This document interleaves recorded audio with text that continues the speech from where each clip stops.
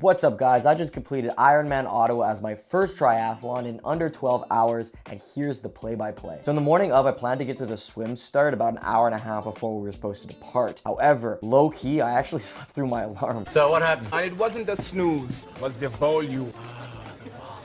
So I woke up from sheer nerves after only having about 4 or 5 hours of sleep with 26 minutes to get ready before my ride arrived. But we made it happen. So we get there and the energy's insane. I thought I was gonna get between about an hour and 30 and an hour and 40 minutes, but I ended up clutching an hour and 25-minute finish, which I was really stoked about. Getting in the water was crazy. There were just bodies everywhere. I definitely crashed into a couple people. I got a fist to the face. But all in all, it was pretty good. That being said, I did have anxiety going into it, and I noticed a lot of people, swimming up to the safety rafts and grabbing hold of them. Who knows if they were able to finish? When you're looking at other people bonk out of the Ironman, it definitely makes you grateful being able to complete the session. So I get out of the water, I hop onto T1. I take my sweet time with my transition, okay? It takes me about 10 minutes. Honestly, given that this is my first triathlon, I just really wanted to make sure that every segment felt as comfortable as possible. So I dried my feet, made sure I had some water, took my time, and got onto my bike. Now, I knew the bike would be a really long ride for me. Prior to this year, I'd never really gone on bike rides other than just a commute to and from work. I budgeted about 6 to 6.5 hours to get this done, and I finished with just over 6.5 hours. So I was pleased. There were a number of things that could go wrong. Once again, I was looking at guys on the side of the road with their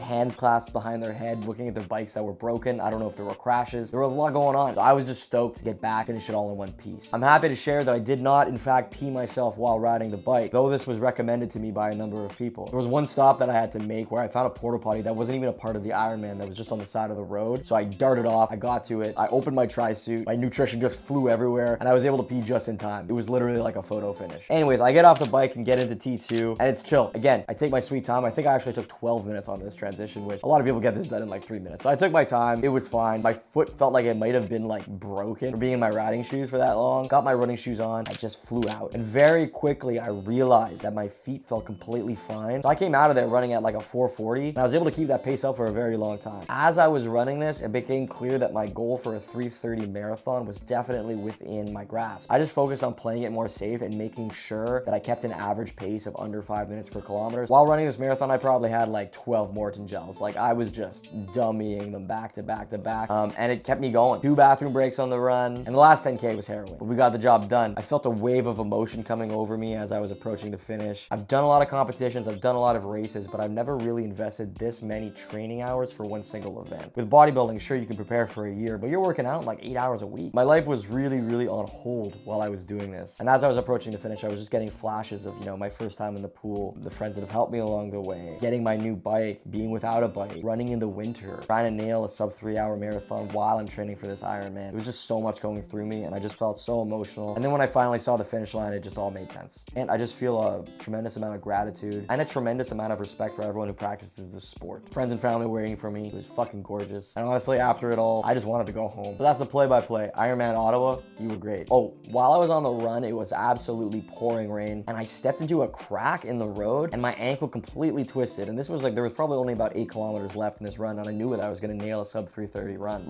Basically my life flashed before my eyes, and a couple of the runners went whoa, are you okay? And I was like, I almost just broke my ankle. And it just really pointed to how many things can go wrong during an Ironman. You have no idea what's gonna happen. I'm running and I'm looking at people. I'm seeing some medical personnel roll through and talk to some guys that are limping and being like, hey man, you can't keep running like that. It looks like you're gonna fall and hit your head. We gotta take you off the course. And again, you see people holding onto the safety kayaks. You see people with broken bikes. You see people with broken bodies at the end, and you just gotta be grateful that you made it there. Because you can train perfectly and still get injured on the way.